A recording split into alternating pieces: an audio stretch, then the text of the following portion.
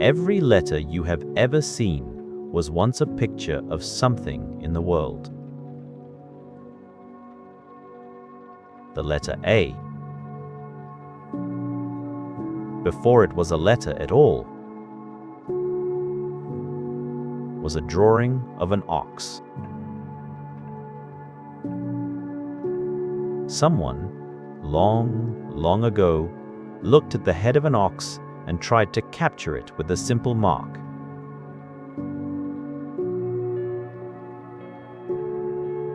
Two lines going down from a point at the top and a little line across the middle.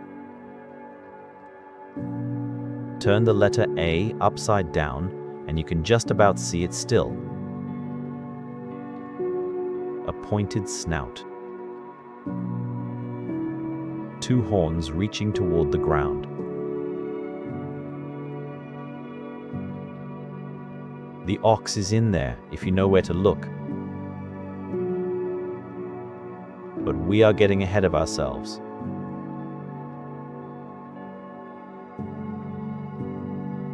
Let us begin at the very beginning, which is the right place to begin when there's no hurry and nowhere to be.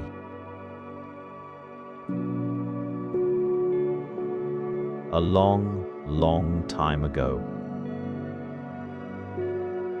So long ago that the word long doesn't quite do it. Justice. People could not write anything down at all.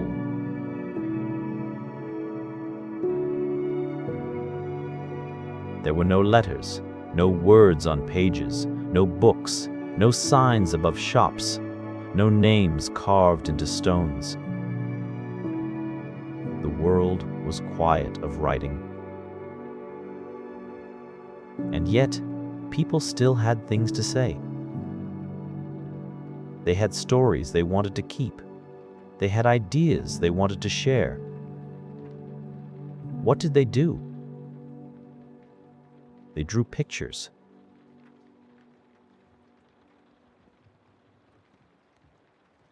Deep inside, caves. Caves in what is now France and Spain and many other places around the world. People painted on the walls. They painted animals, bison with thick, heavy shoulders, horses with flowing manes, deer with delicate branching antlers.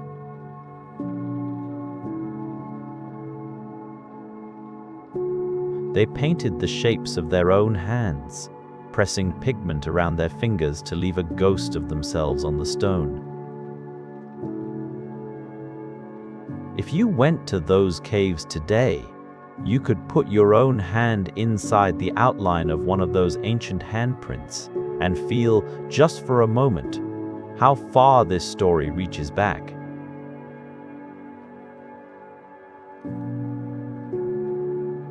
Those pictures weren't quite writing. They were more like leaving a trace, saying, I was here.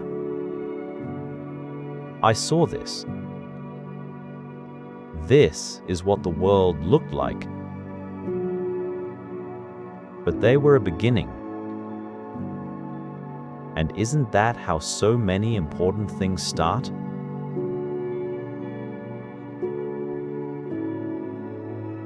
Not all at once, not with a great declaration, but gently and tentatively, like the first small marks on a very large wall.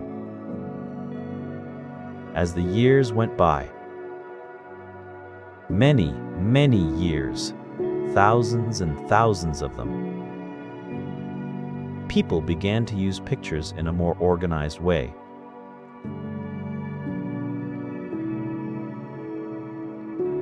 Instead of painting whole scenes, they started using small pictures to stand for specific things. A drawing of the sun meant the sun. A drawing of a fish meant a fish. A drawing of a person meant a person. If you put several pictures together, you could make a kind of sentence.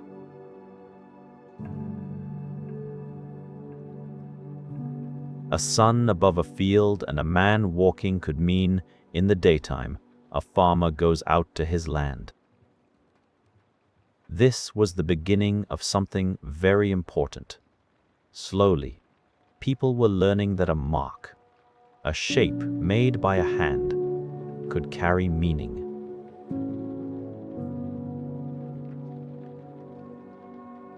That a picture could reach across time and space and say something to someone who wasn't even there when the picture was made. One of the greatest early writing systems grew up along a river, the River Nile in Egypt.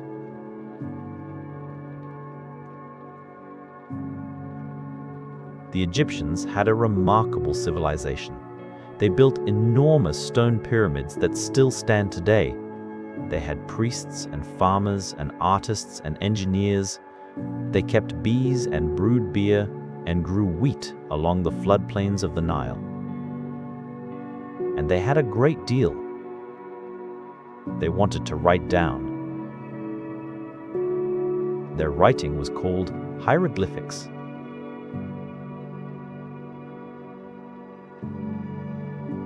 That word comes from the Greek, and it means something like sacred carved signs.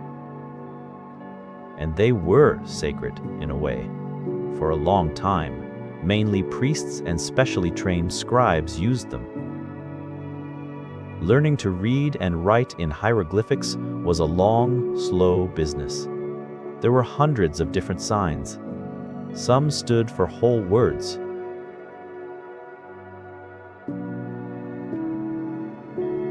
Some stood for sounds. Some were there just to give you a clue about what kind of word you were reading. Imagine trying to learn hundreds of different little pictures. A squatting man, a seated woman, a loaf of bread, a folded cloth, a quail chick, an owl, a horned viper, a mouth, an arm, a flowing line of water.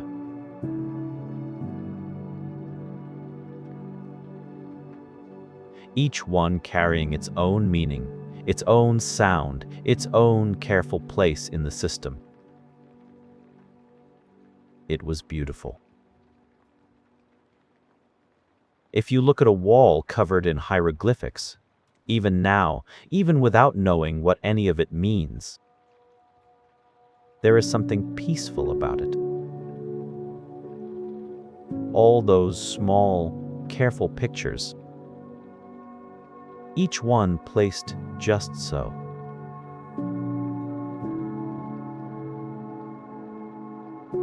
Someone's hand moving slowly and deliberately across a surface of stone. The Egyptians used hieroglyphics for a very long time. For more than 3,000 years. That's such a long stretch of time that it's almost impossible to hold in your mind. 3,000 years ago, the Egyptian writing system was already old.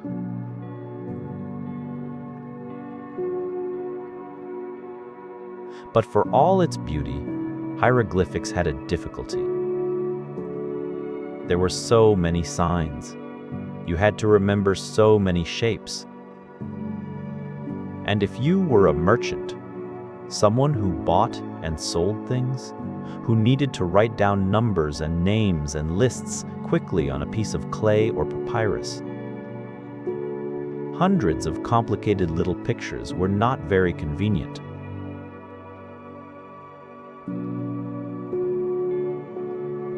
What was needed was something simpler, something that could be learned quickly, something that could be written fast, something that could carry any word, any sound, any meaning, not by drawing a picture of the thing itself, but by capturing the sounds the mouth makes when it says the word.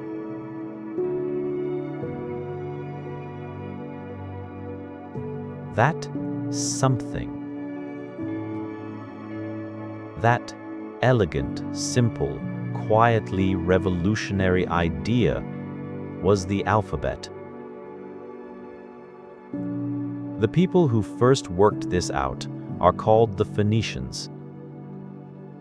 That name might be new to you, and it's worth saying softly a few times to let it settle. Phoenicians. Phoenicians.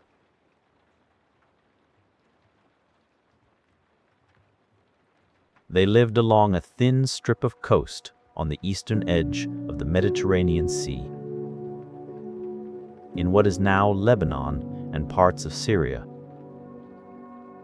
They were remarkable sailors and traders. Their ships went out across the Mediterranean, buying and selling cedar wood, purple dye, glass, oil, fine cloth.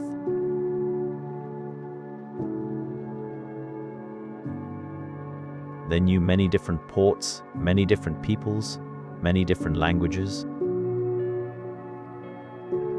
They were the kind of people who were always arriving somewhere new, always needing to write a record of what they had brought and what they had traded and who owed them what.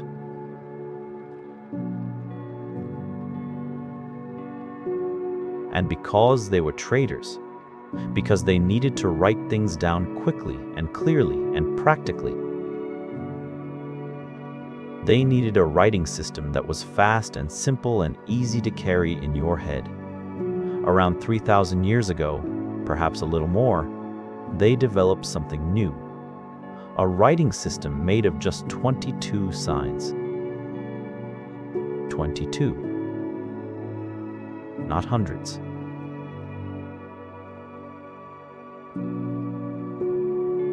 Just 22 small marks, each one standing for a single sound, a consonant sound, the kind the mouth and throat and teeth make.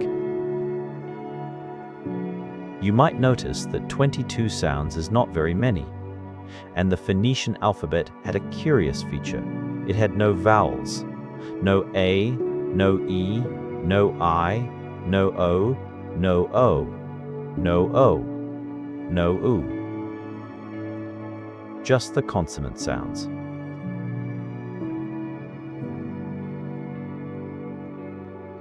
If you were reading Phoenician, you already knew your own language well enough to fill in the vowel sounds yourself as you went along. Your mind could guess what was missing. It is a little like reading a sentence with some of the letters taken out. Y, C, N, stel, D, T, F, Y, knew what, T, X, P, C, T.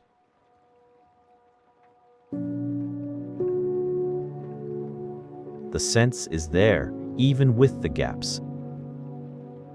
The Phoenicians wrote from right to left, which is still how Arabic and Hebrew are written today. And the names of their letters had a soft, settled sound to them. Aleph, Beth, Gimel, Daleth, He, Wa, Zayin, Heth, Aleph, Beth, Aleph, Beth, Aleph,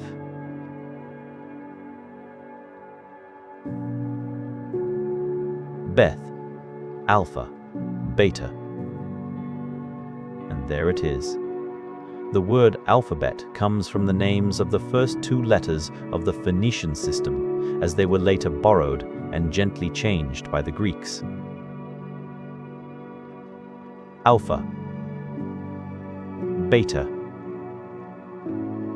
alphabet. The very word we use carries, tucked inside it, the memory of those original 22 signs from a strip of coastline on the eastern Mediterranean 3,000 years ago.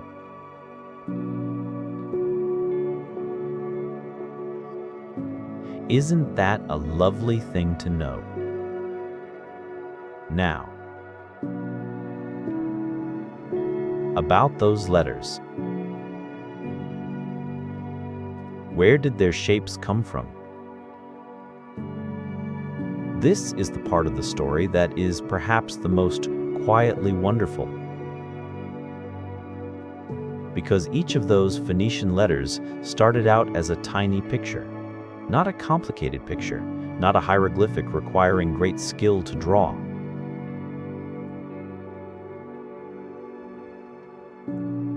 Just a small, simple shape that once resembled something in the world. The first letter was called Aleph, and Aleph meant ox. The sign for it was a picture of an ox's head, 2 horns, a pointed snout. Over many hundreds of years, as people wrote it faster and faster in different hands and different places, it got simplified.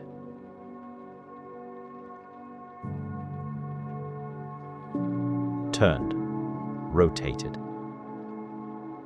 And now, if you turn the letter A upside down, you can just about see it still, the pointed head of an ox, the 2 horns reaching downward.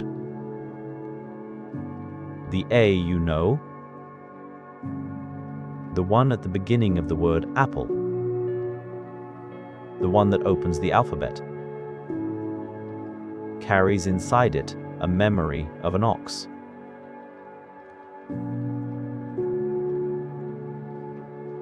A slow, patient ox standing somewhere in the ancient Middle East thousands of years ago. The second letter was called Beth, and Beth meant house. The original sign was a simple shape, something like the floor plan of a small home, a rectangle with a little notch for a doorway.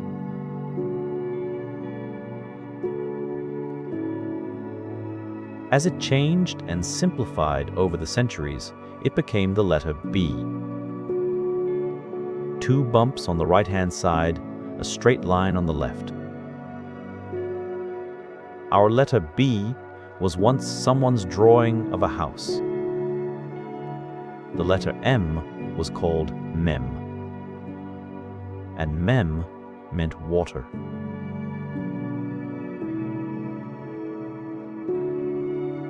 The original sign was a row of wavy lines, like a simple drawing of ripples on a still surface.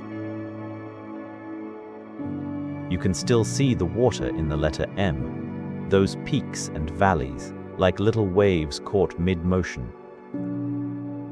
Every time someone writes the letter M, they are, in a very old and quiet sense, drawing water.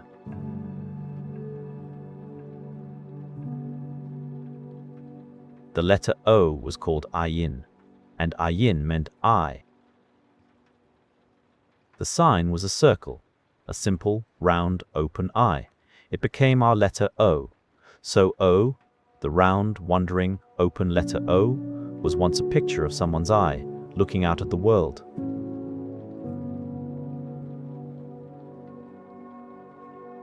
The letter N was called Nun, and it meant fish or snake, something long and curving. The letter P was called P, and P meant mouth. If you look at the letter P, you might see it, a round opening on one side of a vertical line like a profile of a mouth.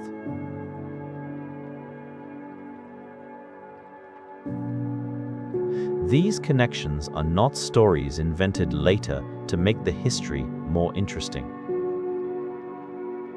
They are real.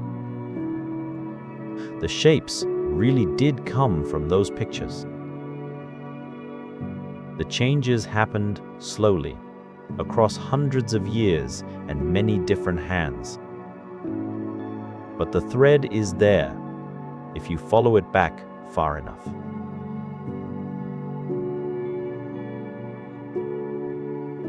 The words you are reading right now, any words, are made of ancient pictures. Ox, house, house, water, eye, fish, mouth. They have changed so much that you cannot see them clearly anymore. But they are in there, resting quietly inside every letter like a very old memory that has not quite faded.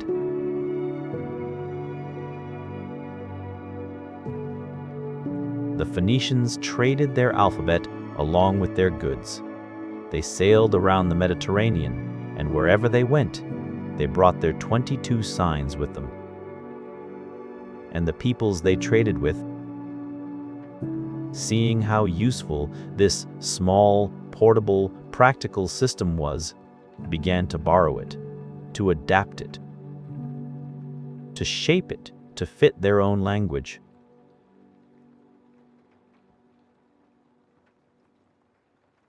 The Greeks received the Phoenician alphabet somewhere around 2,800 years ago. They found it very useful indeed. But they also found something slightly awkward about it, those missing vowels. Greek is a language where the vowel sounds matter enormously, where leaving them out would make things confusing and unclear, where the wrong vowel changes everything.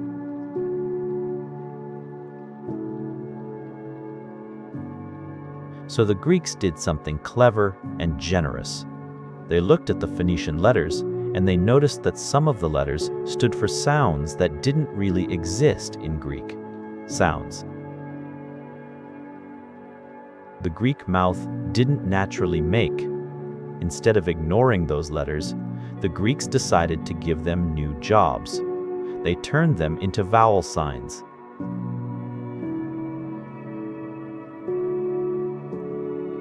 One Phoenician letter, Aleph, the ox, the A, stood for a kind of quiet throat sound that didn't really exist in Greek speech. The Greeks looked at it, thought about it, and decided it would make a very good vowel. They called it alpha.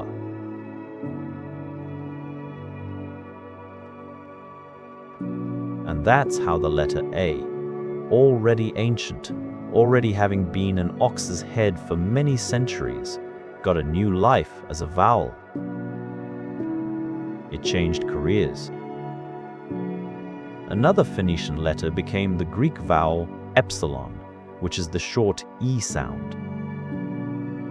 Another became iota, the I. Another became omicron, the short O.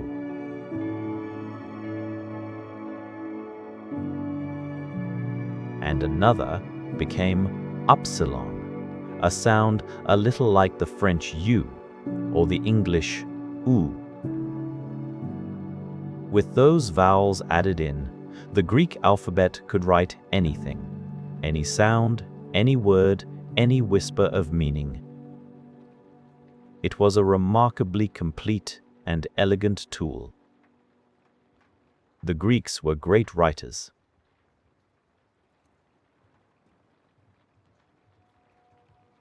They wrote long, sweeping poems about heroes and journeys and the wine dark sea.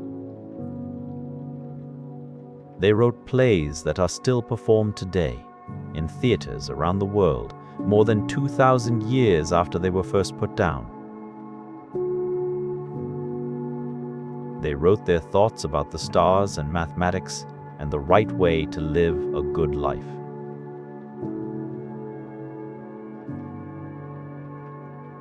All of it in those 24 letters. They also gave their letters beautiful names that people still know today: alpha, beta, gamma, delta, epsilon, zeta, eta, theta, iota, kappa, lambda, mu, nu, xi, omicron, pi, rho, sigma, tau, upsilon, phi, rho, sigma, tau, upsilon, phi, chi, psi, omega, omega.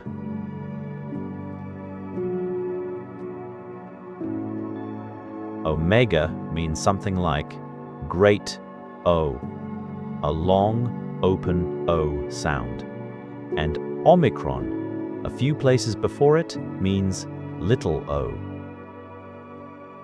Two different letters, just for the two different ways of saying O. The Greeks listened very carefully to the sounds inside their language. From Greece, the alphabet moved again.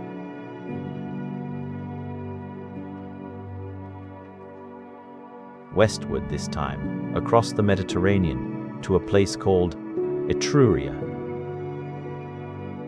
what is now central Italy. The Etruscans were a people who lived there before Rome became powerful, and they borrowed the Greek alphabet and used it for their own language. And then the Romans came. The Romans were, among many other things, extraordinary organizers.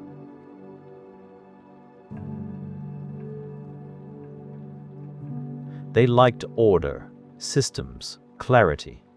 They took the Etruscan alphabet, which had come from the Greek, which had come from the Phoenician, which had started with those 22 simple pictures, and they made it their own.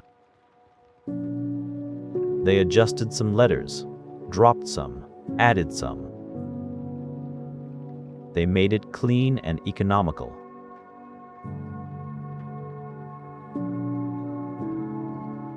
And then, as the Roman Empire spread across enormous stretches of Europe and North Africa and the Middle East, they brought their alphabet with them. Soldiers carried it, merchants carried it, scholars carried it. It went to Gaul, what is now France, to Britain, to Spain, to Germany, to the lands along the Rhine and the Danube.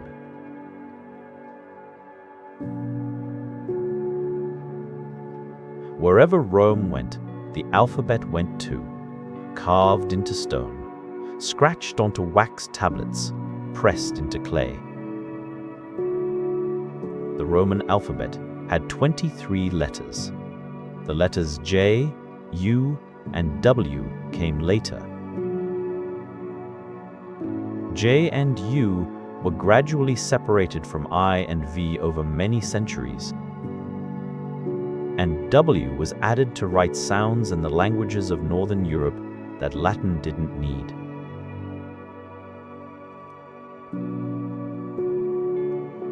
By the time our modern English alphabet settled into its current shape, it had 26 letters. 26 letters. Compared to the thousands of hieroglyphic signs, compared to the hundreds of characters in some other writing systems, 26 small shapes, learned young, used for a lifetime, capable of writing anything.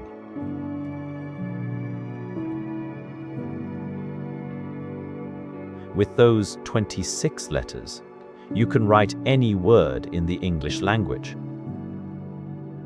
You can write elephant and philosophy and the smell of rain on dry earth. You can write, I have missed you.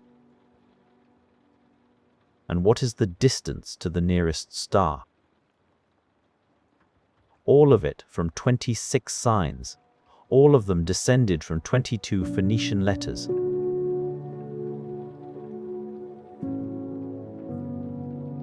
All of them descended, in some sense, from small pictures that someone drew when they wanted to capture the shape of something in the world. It is worth lingering a moment on what a remarkable thing writing itself is. Before there was writing, if you wanted to pass something on, a story, a recipe, a piece of knowledge, you had to say it aloud to another person and hope they remembered it, and that they said it aloud to someone else in turn.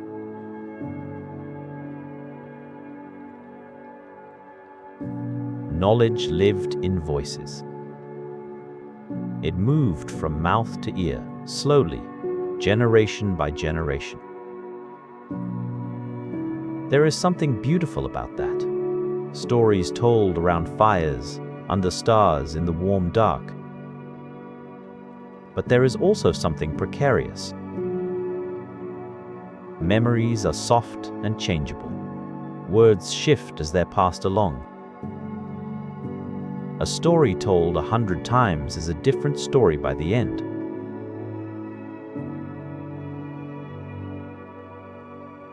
Writing changed that.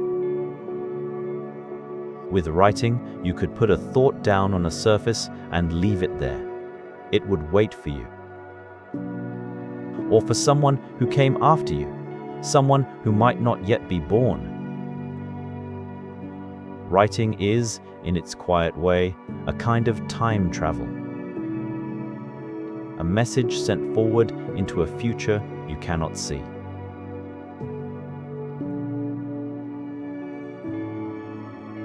The first things people wrote down were often very practical. Lists of grain, records of taxes, the names of kings, how much oil was in the storehouse. These early tablets and papyrus scraps are not especially poetic, but they are touching in their own way. Someone wanting to hold on to information, to keep it safe.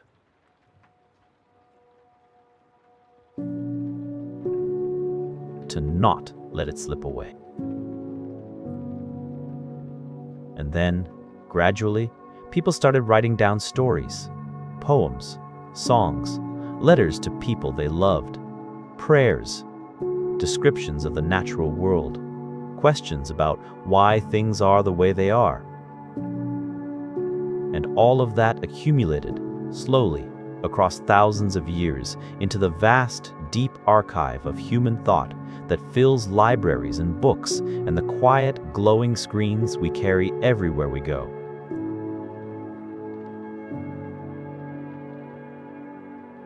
All of it held in those 26 little shapes. All of those shapes carrying, inside them somewhere, the faint memory of their original pictures. The ox, the house, the water, the eye. There is one more small and lovely detail worth knowing before we let the story settle.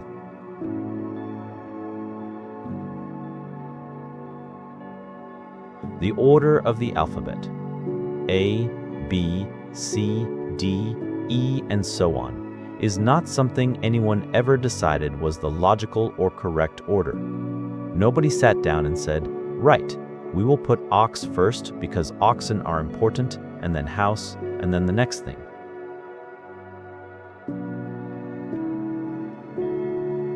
The order was simply the order the Phoenicians used, which was probably the order they inherited from even earlier scribes and merchants, who likely used it as a memory aid, a chant for teaching the signs to students. And that order, that ancient, slightly arbitrary, thousands of years old sequence, is still the order we use today.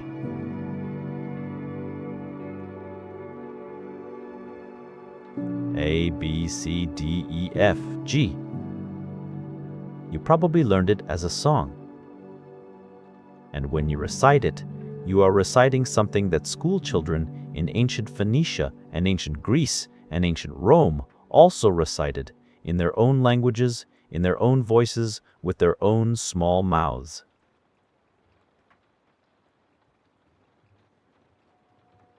Something that has been passed from child to child, teacher to student, for more than 3,000 years without stopping.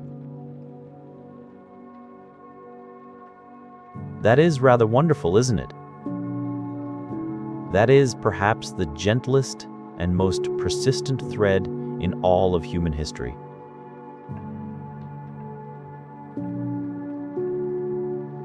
Not a thread of power or conquest or great dramatic events, but just a quiet chain of small voices saying A, B, C, D, passing it on. The shapes of the letters themselves have changed so gradually over so many centuries that it is hard to see the movement from any single point in time.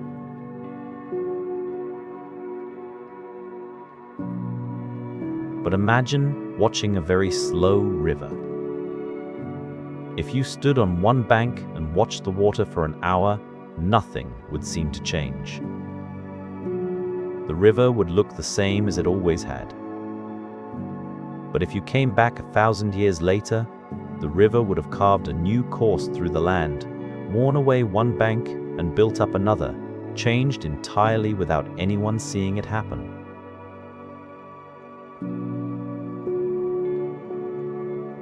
That is how letters changed.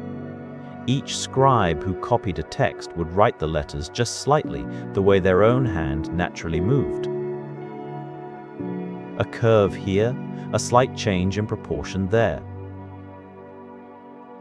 An angle that softened into a curve.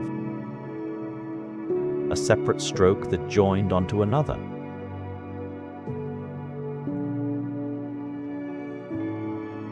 Over hundreds of years, in hundreds of hands, across many languages and countries and traditions, the shapes drifted and simplified, and occasionally became something quite new.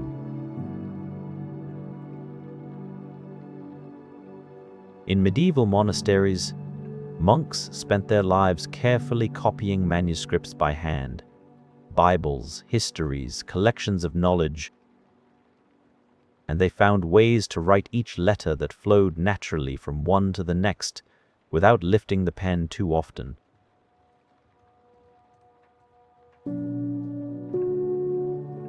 The shapes they settled on over generations became the basis of what we now call lowercase letters. The small, everyday, working letters that fill the pages of almost everything you read. Can you imagine a monk in a cold stone room, a single candle burning beside him, carefully copying out a page of text letter by letter, and in the way his pen moved naturally across the parchment, very slightly changing the shape of a letter? The way the tail curled, the way one stroke joined another.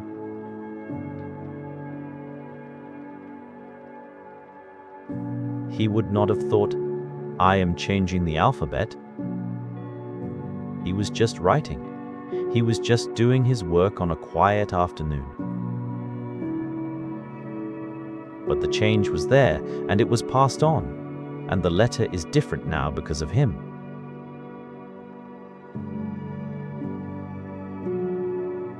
There is a word, just one word, that contains the whole story of where our alphabet came from.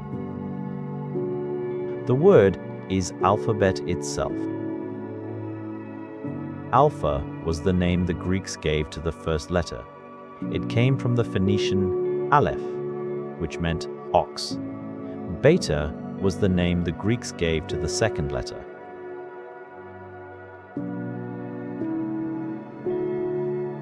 It came from the Phoenician beth, which meant house. So alphabet means, in some very ancient sense, ox house, which makes no particular sense as a phrase on its own. But what it really means is the thing that begins with aleph and beth. The beginning. The first two steps of the journey.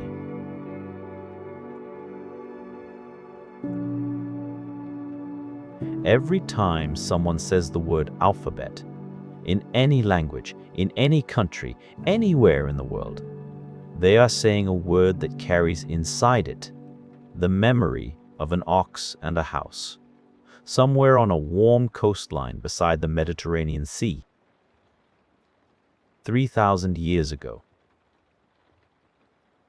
Language is full of these quiet surprises.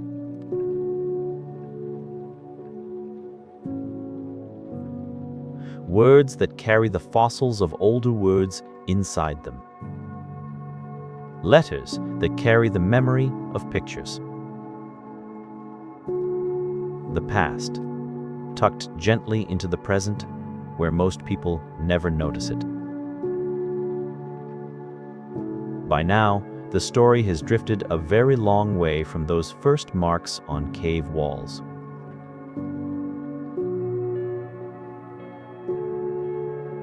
From the bison painted in firelight, to the hieroglyphics of Egypt, to the merchant traders of Phoenicia with their 22 practical signs, to the Greeks who added vowels and gave everything names, to the Romans who carried the alphabet across a continent, to the monks who shaped the small, everyday letters with their careful pens, to the printing press. And that is a whole other story for another evening. To the screen or page that is carrying these very words to you right now.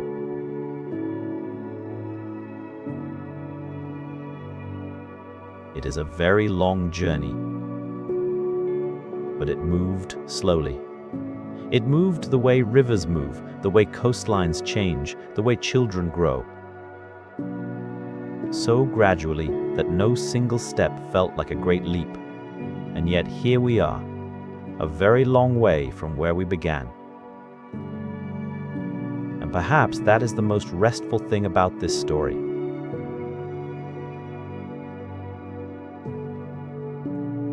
Nobody rushed it. Nobody sat down and invented the alphabet all at once in a single brilliant moment.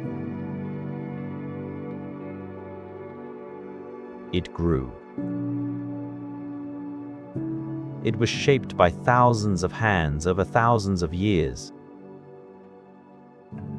It was carried by traders and soldiers and monks and teachers and children learning their letters for the first time, in languages that no longer exist, in cities long since buried under sand or built over by newer cities.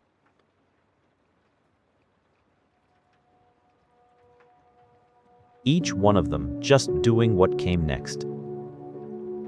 Aleph becomes Alpha, becomes A. Beth becomes Beta, becomes B. The ox walks slowly forward through 3,000 years and becomes the first letter of the word apple, the word air, the word always. And still it continues. Every time someone learns to read,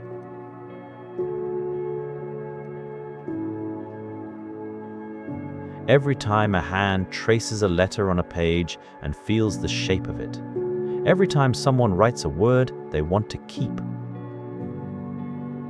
there is something peaceful in knowing that these shapes are old, that they have been here in some form much longer than any of us.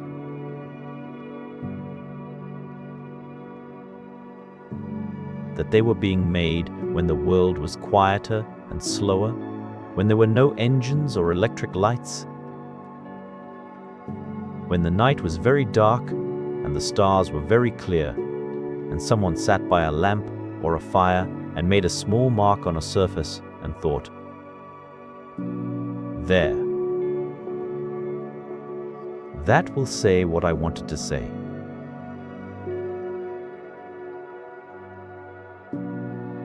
Someone will understand it. The letters you know, the ones you have used all your life, perhaps without ever thinking much about them, are the very long echo of that thought. A mark. A meaning. A message, passed forward through time, from hand to hand and voice to voice, across a distance so great that no one alive has ever seen the whole of it.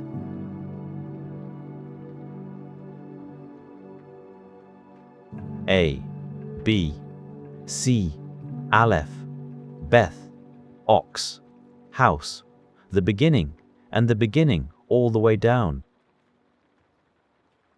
And now the story rests here quietly, the way water rests in a still place after the current has passed. All those letters, all those old pictures hiding in plain sight. The ox, sleeping in the A. The water, resting in the M. The I, softly closing in the O. Resting now.